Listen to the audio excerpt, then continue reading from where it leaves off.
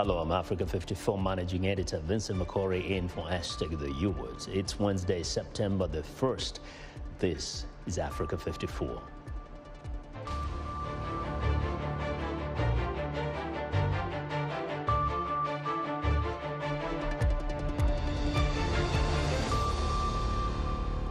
Following decades of political instability and violence, investors flocked to the Somali capital of Mogadishu. Citing COVID concerns, thousands of teachers in Zimbabwe refuse to return to school. And how technology is changing the learning experience in Malawi.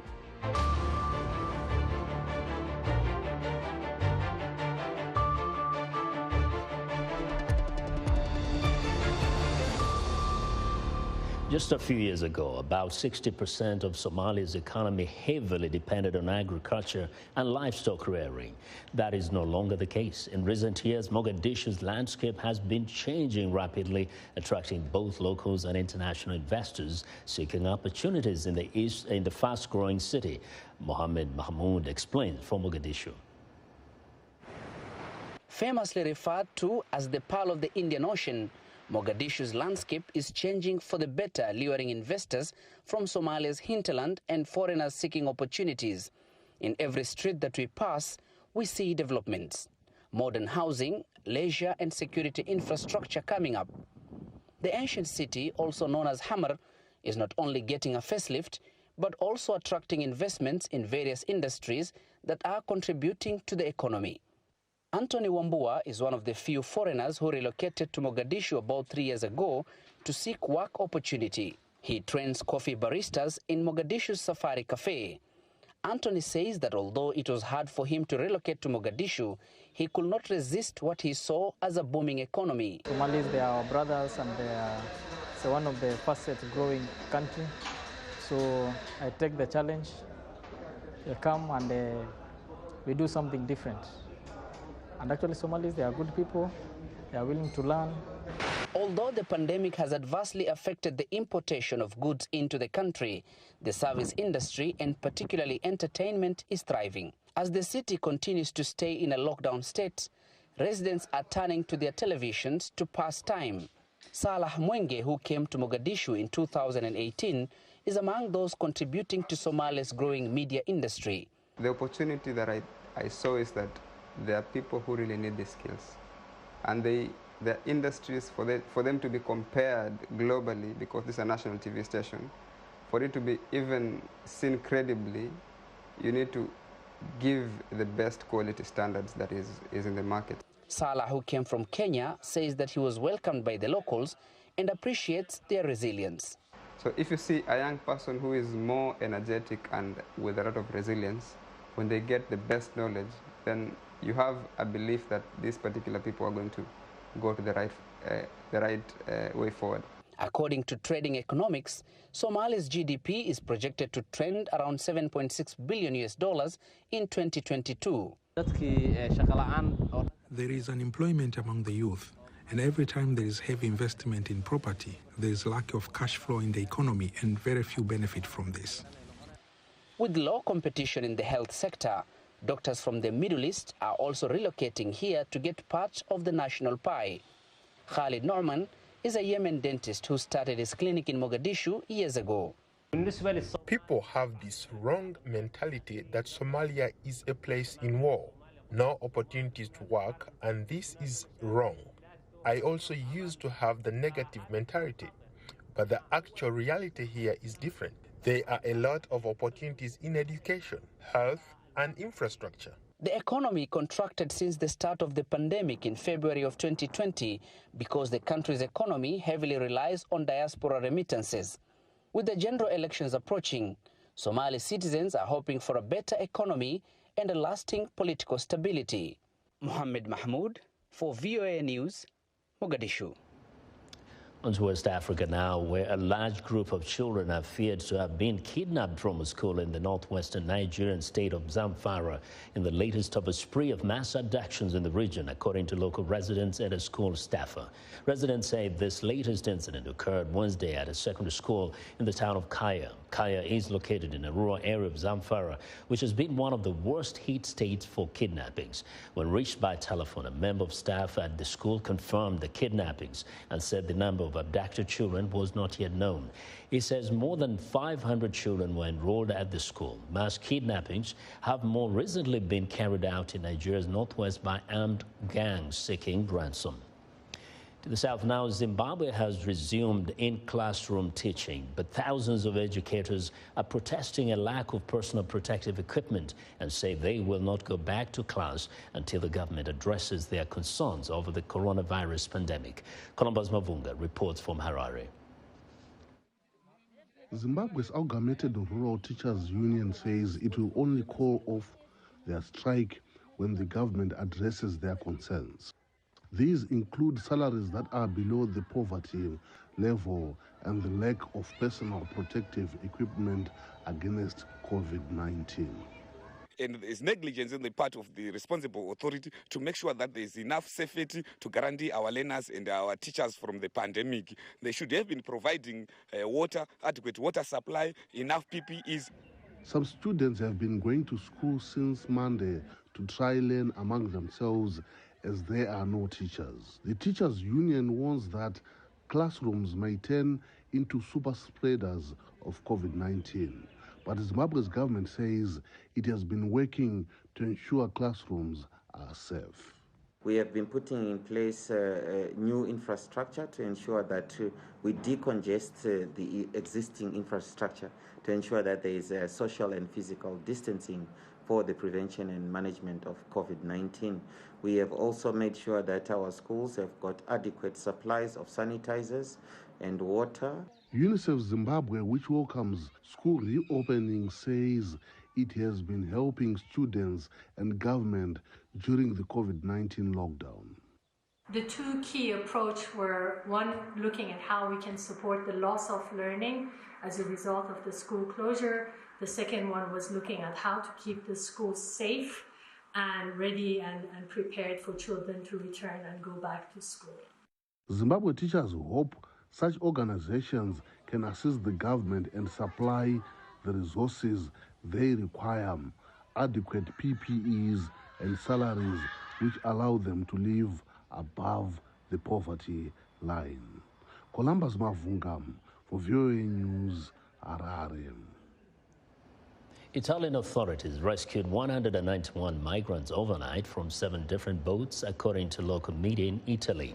Migrant arrivals over the last several days have increased off the Italian island of Lampedusa, where the Astral, a rescue boat run by the Spanish NGO Proactiva Open Arms, is operating. Tuesday evening, the Open Arms crew located a wooden boat carrying 19 sub-Saharan migrants, including 2 babies. Earlier, the crew rescued 23 migrants from Tunisia in the central Mediterranean Sea. The migrants were provided with life jackets and water, while Open Arms rescuers remained with the wooden boat until the Italian Coast Guards arrived to transport them to Lampedusa. And the United Nations says Algeria, the last country in the world pumping leaded petrol into vehicles, exhausted its supply in July. It is the culmination of a 19-year campaign to eradicate the poisonous substance from Africa and other parts of the world. David Doyle has more. Leaded petrol has been eliminated, the United Nations has said, with the final stocks used up last month. That announcement on Sunday follows a 19-year campaign by the UN's Environment Programme to eradicate use of the poisonous substance. Speaking from Nairobi, where the UNEP's headquarters are located, Executive Director Inga Anderson. Leaded fuel illustrates in a nutshell the kind of mistakes that humanity has been making at every level of our societies. The kind of mistakes that have brought us to the triple planetary crisis, the crisis of climate change, the crisis of biodiversity loss, and the crisis of pollution. Lead could be found in all petrols globally until the 1970s, when wealthier countries began phasing it out. In 2002, when the UNEP's campaign began, it was still used in more than 80 countries, and overwhelmingly on the African continent. Having ended its use in sub-Saharan Africa by 2006, the focus shifted to the rest of the world. By 2011, just 6 countries remained. The last one still pumping leaded petrol into vehicles was Algeria. It exhausted its remaining stocks in July, according to the UNEP. UN Secretary-General Antonio Guterres called it a milestone for multilateralism and the culmination of a united global effort. We must now turn the same commitment to ending the triple crisis of climate disruption, biodiversity loss and pollution. The UNEP says leaded petrol contaminated air, soil and drinking water and could cause heart disease, strokes and cancer. Some research suggests it harmed brain development, especially in children. A UNEP commission study estimated that 1.2 million premature deaths per year would be avoided, now that leaded petrol has run out of gas. That is David Doyle of Reuters who filed that report. Now here in the U.S., we take you to Louisiana, where rescuers used boats and helicopters to reach people trapped by floodwaters Monday after Ida, a Category 4 hurricane, ripped through the state's southeastern coast and damaged its electrical grid. Viewers Mariama Diallo reports. I need help. If anybody out there can help me, please do. 70-year-old Theophilus Charles lost everything when Hurricane Ida ripped through Louisiana on Sunday. Everything is gone. My walls, my roof, my ceiling, all my clothes, furniture, appliances, everything. Charles, who lives in Yuma, Louisiana, says he went through all previous major hurricanes and thought he would stay and ride this one out. They just start falling apart, blowing away on me. I ain't got a dry spot in the house. All I got is I got a backpack with a few clothes in it, in case I had to run out just somewhere. But I didn't know where out, so I just stayed there.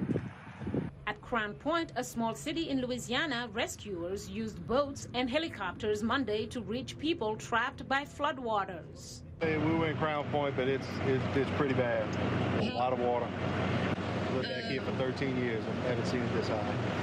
New Orleans residents on Monday were grateful that Ida was not like Hurricane Katrina, which devastated the city in 2005. It was pretty intense. A lot of wicked winds. Luckily, no flooding. That's the main difference between this storm and Katrina. Like with Katrina, we got about 2 feet of water in here that just stayed for about a week or two. But this was just a lot of wind damage and no power. More than 1 million customers were left without power. Louisiana's Governor John Bell Edwards said the state's levees, heavily revamped since Katrina, worked better this time around.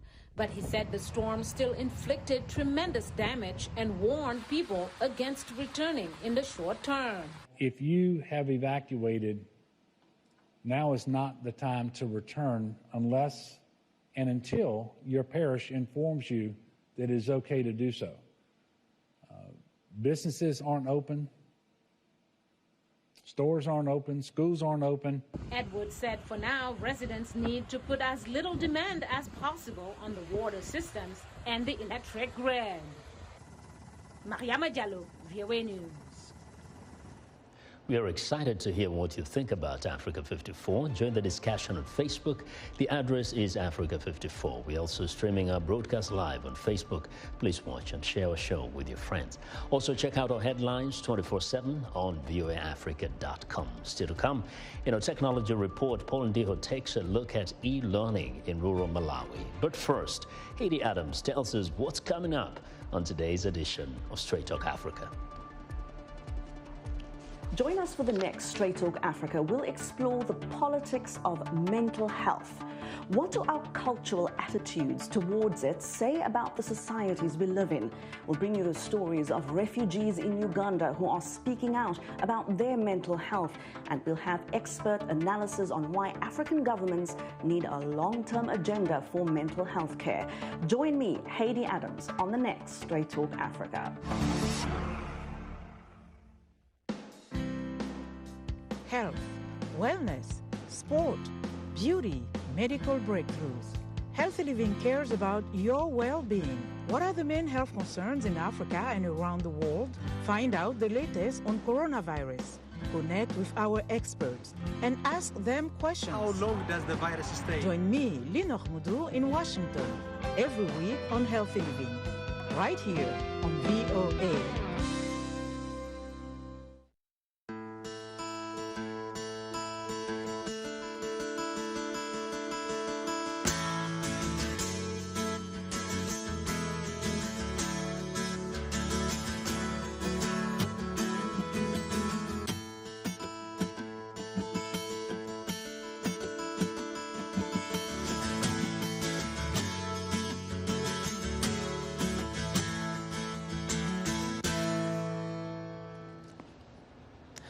Amid intense criticism of his administration's chaotic evacuation from Afghanistan, U.S. President Joe Biden addressed the nation on Tuesday and defended how he has ended America's longest war. White House Bureau Chief Patsy Widakuswara has the story.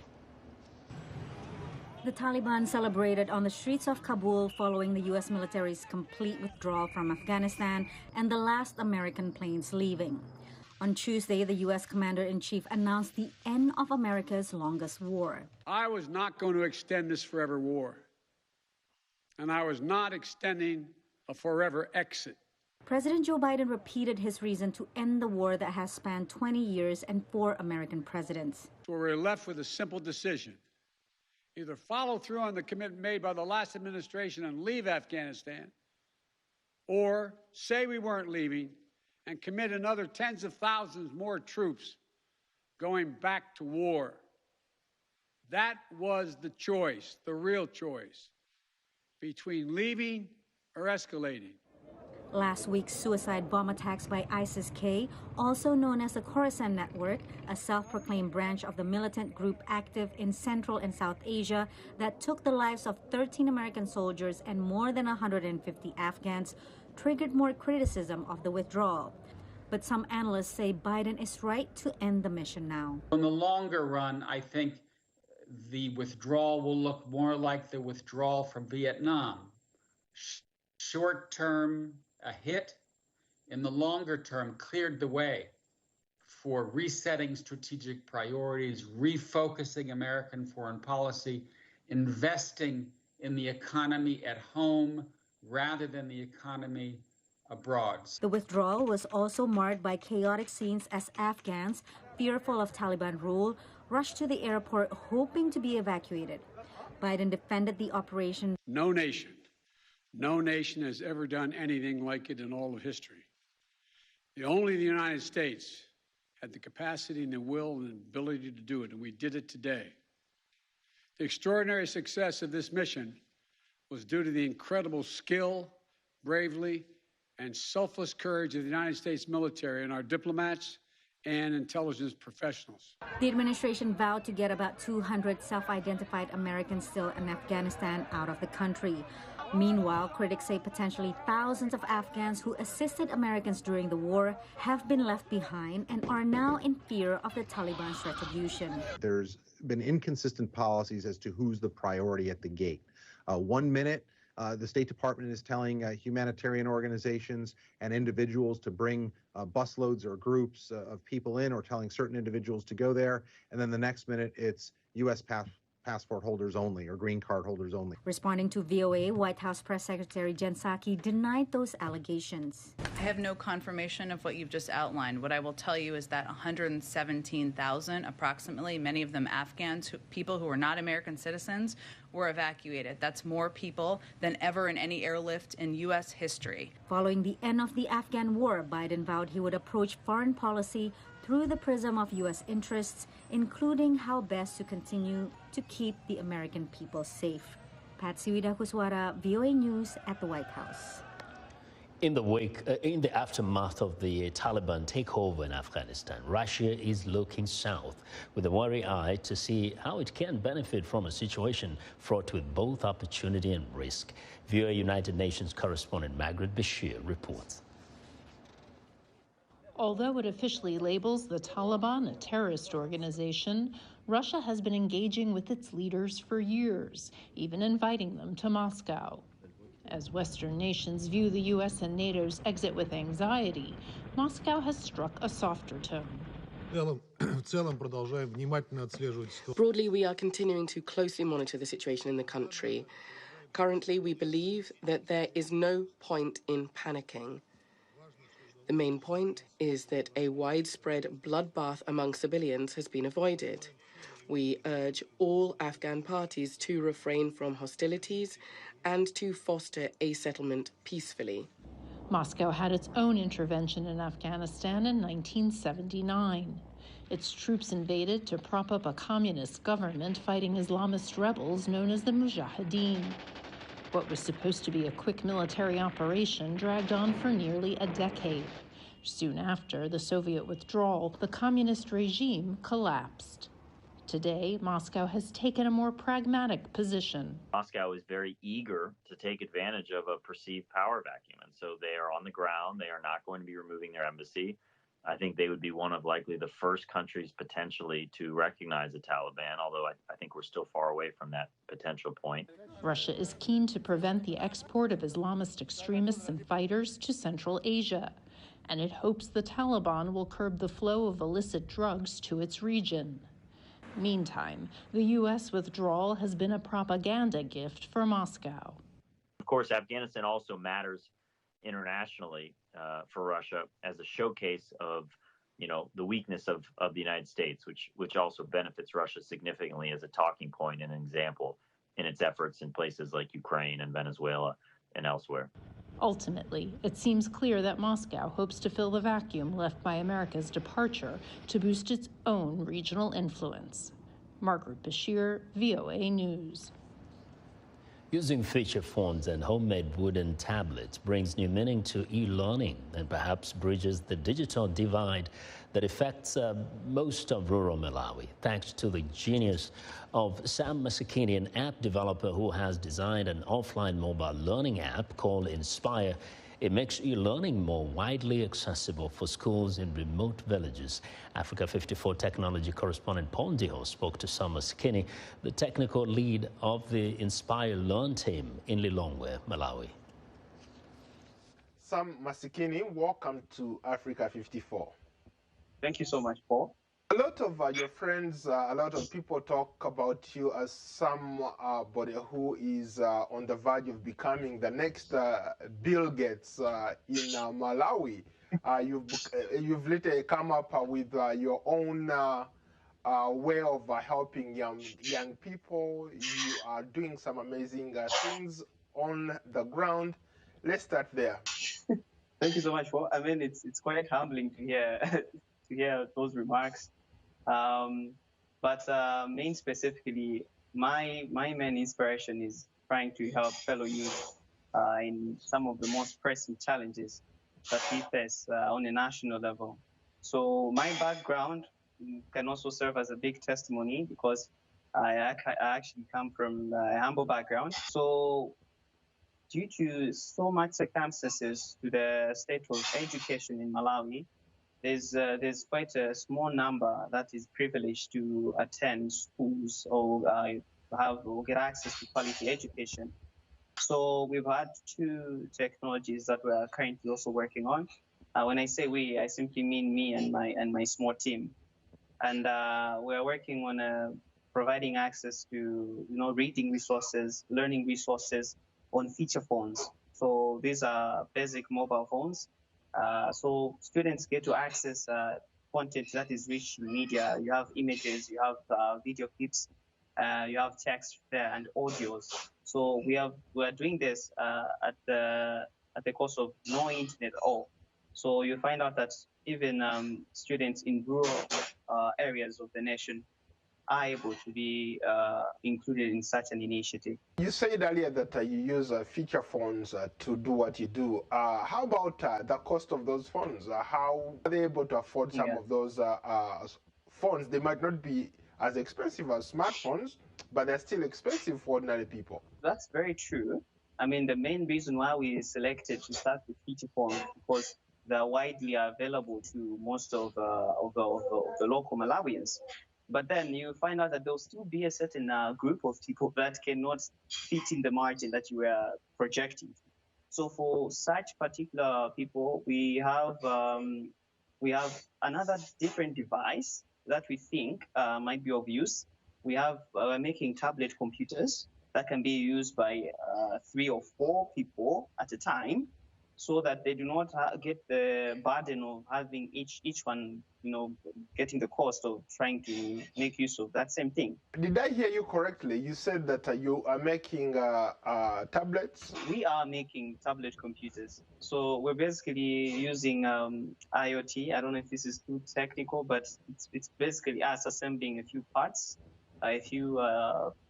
and then forming up something, and then properly packaging it with some content.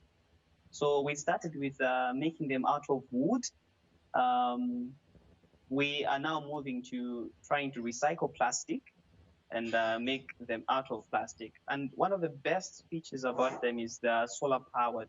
So you'd find about 3 or 4 being powered with one small sized panel. So this one is to actually address to a bit of a larger number of students rather than having one basic home.